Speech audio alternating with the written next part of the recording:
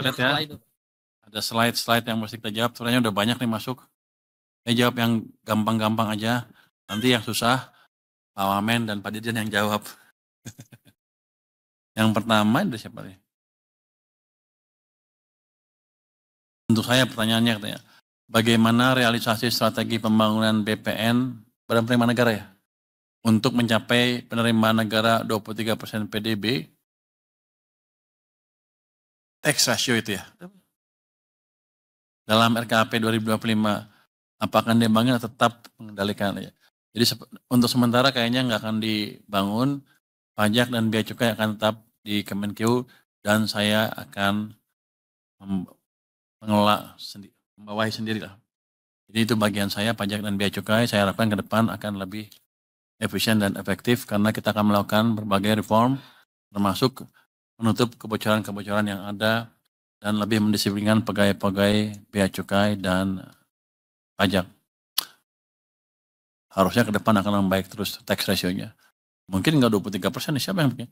Tapi akan naik pelan-pelan ke depan. Saya harapkan sih tahun depan dengan mulai hidupnya sektor real, rasionya akan naik otomatis tuh 0,5% tuh. Itu ada tambahan income sebesar 110 triliun lebih. Mudah-mudahan terjadi. Pertanyaan dari Adina Berita 1. Kemudian dari Alif Elsinta terkait penempatan dana pemerintah ke BPD, realisasinya kapan dan apakah sudah ada perhitungannya? Realisasinya belum, karena kami nunggu kesiapan BPD-nya sendiri. Gimana Pak Prima, udah ada hubungan belum dengan mereka? Izin Pak Menteri, jadi kita masih melakukan assessment terhadap 2 BPD tersebut dan setelah itu nanti setelah kami laporkan ke Bapak, mungkin nanti bisa dilaksanakan Pak. Makasih Pak. Jadi kita lihat berapa sanggup mereka menyalurkan. Karena yang di Himbara juga belum semuanya terserap. Pertanyaan berikutnya untuk saya, ada anggapan pembubaran Satgas BLBI jadi langkah lunak pemerintah terhadap para obligor yang juga dinilai mencederai moral hazard ekonomi masa lalu. Dari Ibnu Bloomberg Technos. Ibnu yang mana? Oh, di sana kali ya. Yang mana Ibnu? Distorsi saja tapi nggak ada hasilnya. Baik saya diam, saya beresin nanti itu. Setelah meeting dengan antara, bagaimana skema pendanaan untuk koperasi merah putih? Benarkah jaminan dari dana desa 20% dari platform kredit? Kapan PMK-nya diterbitkan? Saya pikir yang mengumumkan ini nanti Menteri Koperasi aja ya, bukan kita. Mungkin dari saya cuma segitu aja, pertanyaan untuk saya cuma 4, yang lain mungkin jawab. Di Direktorat Strategi Dirjen Strategi Ekonomi Fiskal, lu ya berarti ya? Iya Bapak. Ya, lalu jawab. Makasih Pak Menteri. Oh ada satu. Bapak mau ngomongin dulu. Ada pertanyaan katanya, PPN DTP 100% untuk rumah yang diperpanjang sampai kapan? Jadi untuk menjaga daya beli kelas menengah dan mendukung sektor properti yang multiplier efeknya besar, disediakan PPN DTP 100% untuk rumah hingga harga 5 miliar bebas PPN untuk 2 miliar pertama ya. Fasilitas ini diberikan hingga 31 Desember 2026 awalnya. Sekarang diperpanjang lagi hingga 31 Desember 2027. Ini akan dinikmati sekitar 40.000, bahkan dibuat sekitar 40.000 unit per tahun. Jadi itu semacam dorongan baru ke sektor properti. Tentunya akan berdampak ekonomi juga. Silakan Pak. Terima kasih Pak Menteri. Sedikit memberikan juga tambahan konteks, itu nanti akan kita buatkan PMK untuk PPN DTP 100%-nya. Sebelumnya tadi sudah disebutkan oleh Pak Menteri bahwa ini diperpanjang lagi sampai 31 Desember 2027. Ini bagus untuk kepastian usaha sehingga pengembang bisa merencanakan pembangunan lebih banyak dan lebih cepat. Di samping itu tentunya ini juga on top of perumahan yang juga tadi sudah disampaikan oleh Pak Wamen. Tahun 2025 ini target untuk masyarakat berpendapatan rendah, subsidi rumah itu adalah untuk 350.000 unit. Itu tetap jalan. Lalu juga ada renovasi rumah namanya BSPS. itu untuk sekitar 40.000 unit, itu tetap jalan tahun ini. Lalu juga tadi ditambahkan oleh Pak Menteri untuk 40.000 rumah PPN DTP 100%. Jadi semua pihak mendapatkan dukungan dari APBN, baik yang rendah, menengah maupun pendapatan agak tinggi.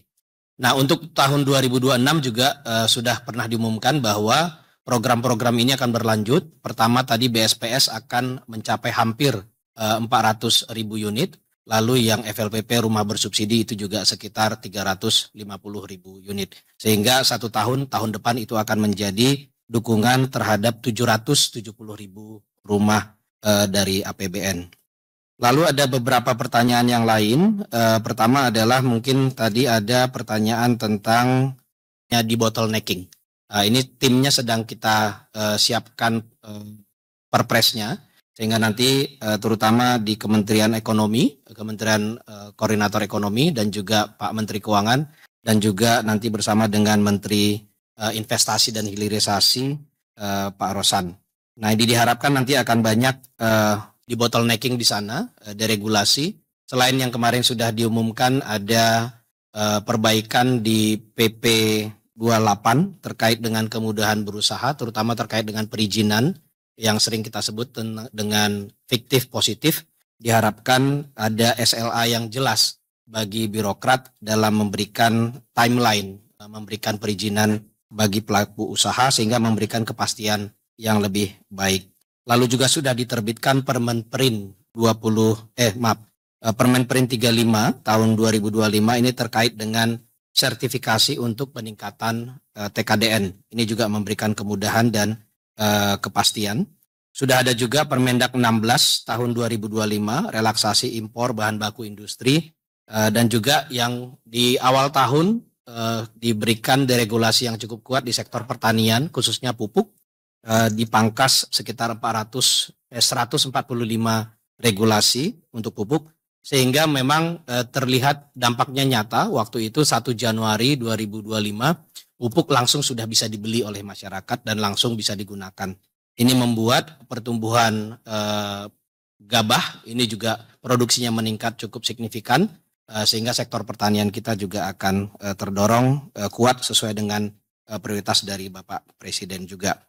Nah, untuk ke depan dengan arahan Pak Menteri terutama kita akan perbanyak pertemuan langsung dengan pelaku usaha bersama-sama dan kita connect langsung dengan kebutuhan-kebutuhan dan concern dari pelaku usaha terkait dengan regulasi-regulasi yang masih membebani atau yang menyulitkan. Kalau di Kementerian Keuangan tentunya ini banyak terkait dengan perpajakan, baik DJP maupun DJBC yang nanti akan kita connect dengan lebih banyak. Mungkin itu Pak yang dapat kami sampaikan. Saya tambahin sedikit, mungkin dia yang susah-susah lengkah rupanya. Jadi pertanyaan setahun pemerintahan Pak Prabowo dengan Pak Gibran, bagaimana kondisi ekonominya? Apa ada perbaikan? Tadi kan kita lihat tadi udah ada perbaikan konsumsi masyarakat di September sedikit ya. Kan kita mulai injek ke sistem uangnya September kan, 13 September. Oktober, November, Desember adalah triwulan keempat full ya. Itu ada dampak full dari kebijakan tadi. Kalau kita lihat seperti itu harusnya sih, kan siapa yang bilang, World Bank bilang ya, kita di bawah 5% pertumbuhannya tahun ini kan. Hitungan kita triwulan keempat akan lebih cepat dibanding sebelumnya. Hitungan dia katanya 5,5 tanpa stimulus tambahan. Tapi nanti kalau stimulus tambahan yang akan diumumkan nanti, itu bisa 5,67 atau lebih sedikit di triwulan keempat. Harusnya arah ekonomi akan lebih bagus. Dan kalau itu terjadi, momentum pertumbuhan itu akan kita jaga terus tahun depannya lagi. Jadi kita sudah bergerak ke arah yang lebih bagus dibanding sebelumnya. Itu mungkin. Ada pertanyaan juga, apakah ada rencana mengurangi PPN? Kita baru naik ya, dari 10 ke 11. Oh, tetap naik lah. Jadi gini, kita akan lihat seperti apa akhir tahun, ekonomi seperti apa, uang yang saya dapat itu seperti apa sampai akhir tahun. Saya sekarang belum terlalu clear. Nanti akan kita lihat, bisa nggak kita turunkan PPN. Itu untuk mendorong daya beli masyarakat nanti ke depan. Tapi kita pelajari dulu hati-hati. Oke, mungkin sekarang dari Direktur Jenderal Anggaran. Oke. Terima kasih Pak Menteri. Selamat sore teman-teman dari media. Ini ada beberapa pertanyaan, ada 4 pertanyaan saya catat di sini. Tapi kalau kita lihat pertanyaannya sebetulnya sebagian besar sebenarnya sudah terjawab juga tadi dari presentasi baik Pak Menteri maupun dari Pak Wamen khususnya. Tapi saya akan coba juga jawab beberapa pertanyaan tadi. Pertama dari Gani di TV One News, ini terkait dengan penyerapan anggaran MBG yang sebesar 335 triliun. Nah, itu mungkin ada sedikit salah ya, 235 triliun itu buat tahun 2026. Kalau ditanya anggaran MBG, saat ini di APBN sebesar 71 triliun untuk tahun 2025. Tadi kalau ditanya juga, sudah disampaikan di paparan, sampai dengan awal Oktober, 3 Oktober, itu kan jumlahnya sudah mencapai 20,6 triliun, dengan jumlah penerima manfaat sebesar 31,2 juta, dan SPPG-nya sudah mencapai 10.572. Jadi Bapak Ibu sekalian bisa dilihat kembangannya itu ini cukup baik. Kita harapkan kita dorong terus ini sesuai dengan target pemerintah dari Bapak Presiden untuk bisa mencapai 82,9 juta penerima manfaat yang dilayani oleh kurang lebih 25.000 SPPG. Nah, kalau lihat tadi akselerasinya sudah cukup bagus dan kita masih cukup optimis. Kita dorong terus dari BGN untuk bisa mengakselerasi proses dari pengadaan mulai dari SPPG-nya sampai kemudian juga penerima manfaatnya. Kemudian juga pertanyaan dari pertanyaannya itu dari Alifa Valid News. Ini pertanyaan agak spesifik. Ini UNFPA minta Kemenkyu buka anggaran Kemenduk Bangga untuk subsidi Alokon 25-2026. Ini kita sangat concern terhadap pengendalian penduduk, mulai program-program berencana. Sebetulnya kita mulai BKKBN sebenarnya telah mengalokasikan anggaran kita untuk Alokon tadi. Alokon itu adalah alat dan obat kontrasepsi. Itu kita mengalokasikan 2,7 miliar untuk tahun 2025. Targetnya kurang lebih 24.000 fasilitas pelayanan kesehatan. Kalau untuk 2026 kita pun telah mengalokasikan sebesar 303 miliar. Targetnya kurang lebih 21.000 fasilitas pelayanan kesehatan. Jadi ini statementnya mungkin kurang tepat ya. Kita tetap mengalokasikan melalui APBN untuk fasilitas Alokon, alat dan obat kontrasepsi. Nah, sampaikan juga sebetulnya di dalam BPJS Kesehatan kita itu ada fasilitas untuk penyediaan alat kontrasepsi. Jadi nggak semua disediakan melalui puskesmas atau lewat layanan kesehatan. Lewat BPJS pun sebenarnya dilayani juga, diberikan juga fasilitas untuk pemberian alat kontrasepsi tersebut. Kemudian pertanyaan terkait dengan pergeseran anggaran, penyerapan anggaran, kinerjanya seperti apa, dan bagaimana memastikan belanjanya tetap berkualitas. Tadi kan disampaikan juga oleh paparan Pak Wamen bahwa kalau kita lihat angka per KL misalnya, itu sebenarnya sampai dengan akhir September sudah mencapai 62,8%. Ada memang masih di bawah 50%, ada yang sudah di atas, cukup bervariasi. Tapi intinya adalah dengan Pak Menteri mendorong terus perbaikan anggaran, justru kita lihat adanya perbaikan kinerja dari penyerapan anggaran para KL-KL tersebut.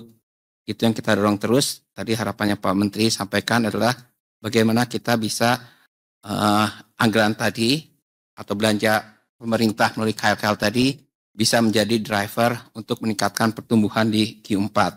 Jadi kita akan dorong terus memfasilitasi apalagi program-program prioritas pemerintah arahan dari Presiden. Mungkin itu Pak Menteri yang bisa kami jawab, kami kembalikan. Terima kasih. Terima kasih Pak Luki, saya pikir udah clear ya. MBG tahun depan ya tetap aja dibelanjain. Tapi kita akan bantu monitoring supaya tepat waktu, tepat sasaran. Kalau untuk penyisiran anggaran, ini kan tanggal 14 sekarang ya. Ya tinggal 16 hari lagi.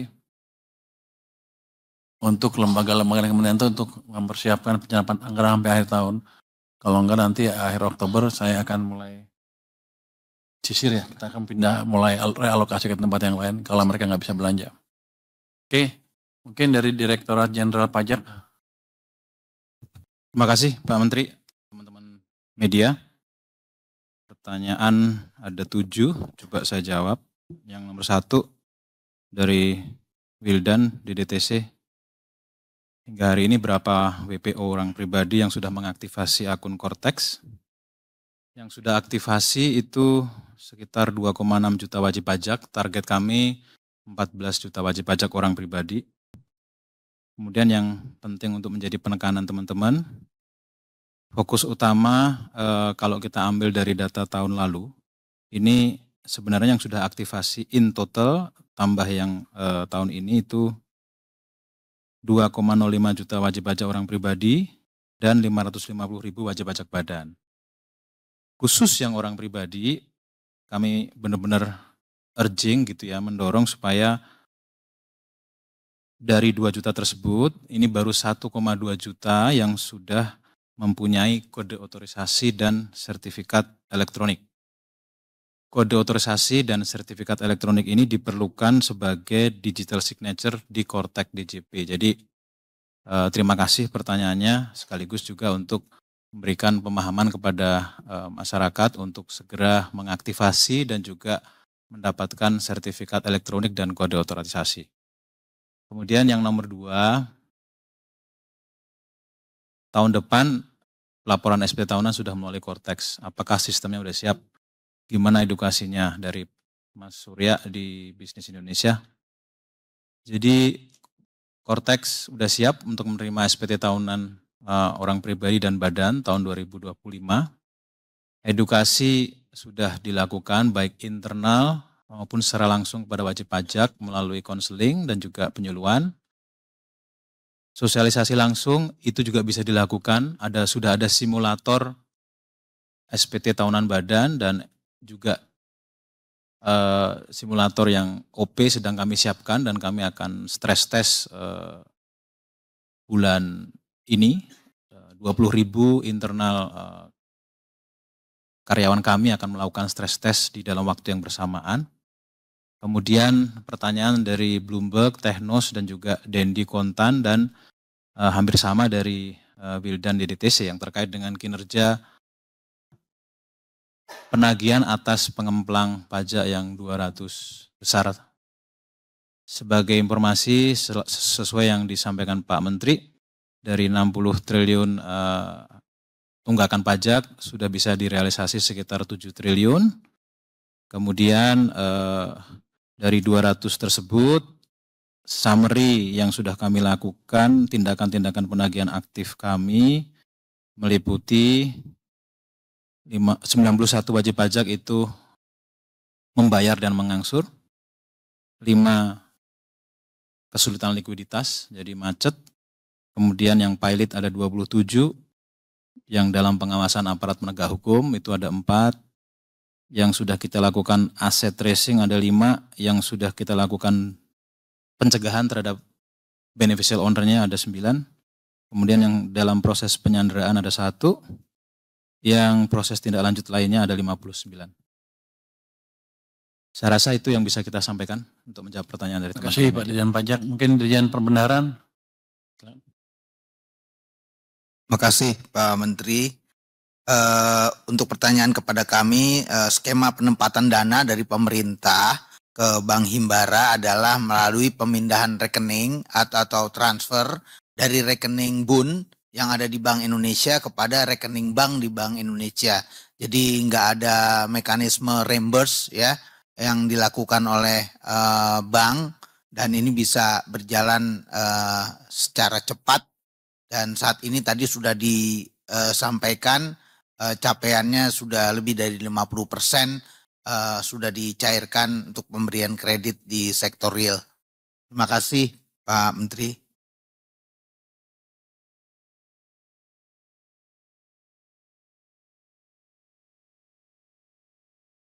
Pendek amat jawabnya. Lu nggak jawab kayaknya ya?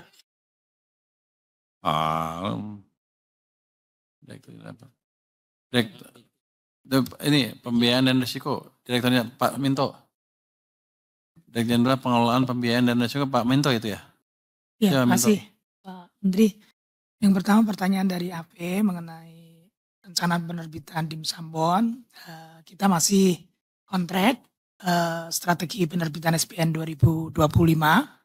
Pada kuartal 4 akan menerbitkan DIM Sambon. Saat ini seluruh persiapan untuk penerbitan DIM Sambon sudah tuntas, baik dari sisi legal maupun dari sisi dokumentasinya.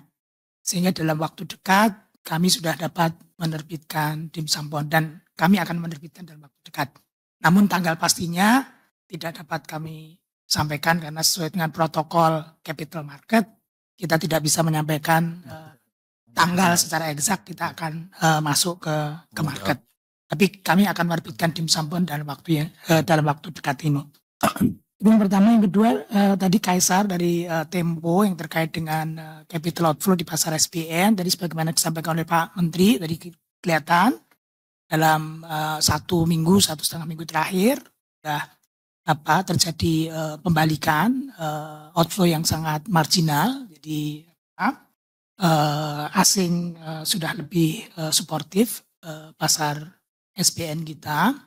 Dan alhamdulillah meskipun dalam beberapa pekan itu sempat outflow dalam jumlah yang relatif besar, namun pasar domestik kita cukup suportif dan resilient, sehingga meskipun terjadi outflow, pasar SPN kita sangat baik kinerjanya, termasuk tadi yield-nya terus mengalami penurunan, bahkan siang ini sudah pada level 6,04%, very low, dan secara tadi year to date sudah turun lebih dari 90 basis point, termasuk spread terhadap USD juga terus turun. Tadi mungkin sekarang pada level 200 basis point. Jadi pasar kita sangat baik. Jadi dukungan dari investor domestik sangat baik. Daya serap dari investor domestik juga terus meningkat. Termasuk adalah dana-dana jangka panjang domestik yang terus lebih bagus kemampuan daya serapnya, termasuk asuransi dan dana pensiun. Jadi itu adalah faktor-faktor yang memperkuat pasar SPN domestik kita dan pasar SPN kita terjaga resiliensinya. Demikian, makasih. Udah ya? Mau nambah? Tambah Pak. Yang mana Izin Pak? ralat, Pak. Tadi 7T ternyata data terakhir 7,216T. Jadi nambah 216 miliar Pak, izin. Yang itu ya? Makin. Akhir tahun berapa kira-kira? Target akhir tahun dari yang 200 pengemplang ini Pak masih diproses, tapi kemarin dari hasil Rapimnas itu mohon izin Pak sekitar 20T Pak, karena ada beberapa yang kesulitan likuiditas dan meminta restrukturisasi utangnya diperpanjang Pak. Sebagian nanti tahun depan kan jadinya? Iya Pak. Pak Dirjen Bea Cukai, ada informasi yang mau di-share nggak? Anda tenang-tenang aja, kayaknya di atas target ya? Pak Dirjen. Baik Pak, terima kasih Pak Menteri. Ini berkaitan dengan pertanyaan, mungkin tidak ada di daftar pertanyaannya Bapak. Tanya aja sendiri, jawab. Yang ada adalah pertanyaan lepas Bapak, hasil kunjungan Bapak. Saya lempar aja ke ini untuk Bea Cukai, ada yang mau nanya enggak? Kalau ada yang mau nanya, angkat tangan langsung. Nah itu, Ibu yang itu sebelah kanan tuh, silakan Bu.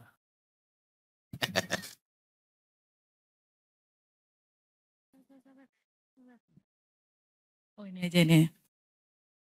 Selamat sore Bapak-Bapak. Enggak. Pak Jaka izin nanya Pak. Sampai sekarang berapa APHT yang sudah beroperasi? Sejauh ini yang saya tahu baru Kudus, Sopeng, Mataram. Nah itu udah bertambah atau belum ya? Terus ada berapa usulan pembentukan APHT yang sekarang lagi diproses Pak? Baik, terima kasih Mbak untuk pertanyaannya. Berapa APHT yang saat ini sudah beroperasi? Tadi sudah disebutkan oleh Mbak bahwa Kudus, Sopeng, Mataram. Sedangkan untuk yang ada satu di Sumeneb yang saat ini sudah siap operasi. Untuk di Kudus ada sekitar 16 perusahaan, kemudian Sumeneb ada 11 perusahaan, Sopeng 5 perusahaan, dan Mataram 3 perusahaan. Demikian Mbak, untuk yang sudah siap APHT-nya, Pak. Itu masih ada lagi untuk bea cukai khusus yang laki silakan. Bea cukai dia bilang gak ada yang nanya.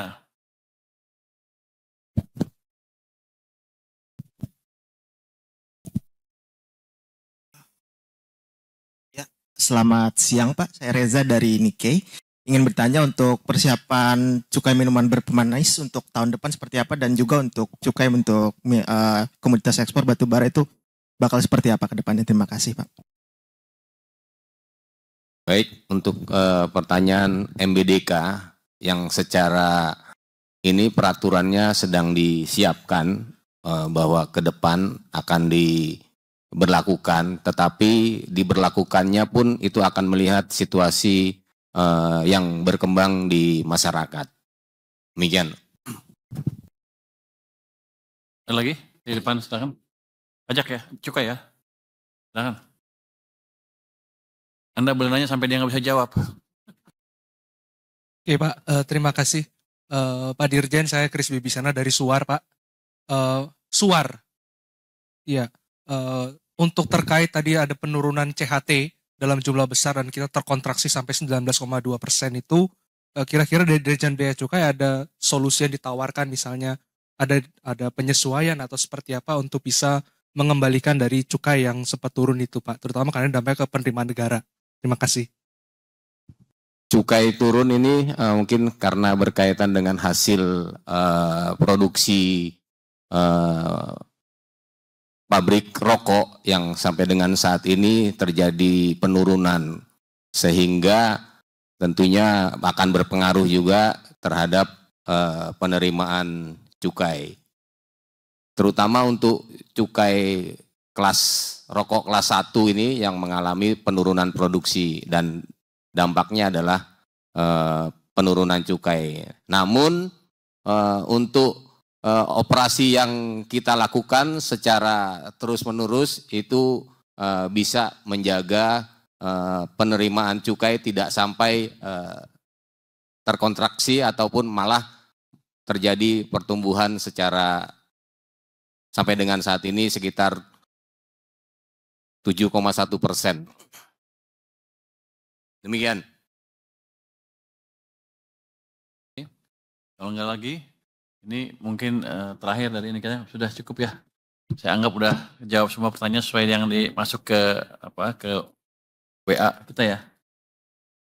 Terima kasih semuanya. Jadi kelihatannya ada pembalikan di arah ekonomi, di arah perekonomian ke depan akan lebih bagus lagi dan kita akan jaga terus anggaran fiskal supaya tetap berkesinambungan dan prudent sambil mengoptimalkan dampaknya ke perekonomian. Ke depan saya pikir ekonomi kita akan semakin cepat dan semakin cepat lagi. Terima kasih semuanya. Wassalamualaikum warahmatullahi wabarakatuh.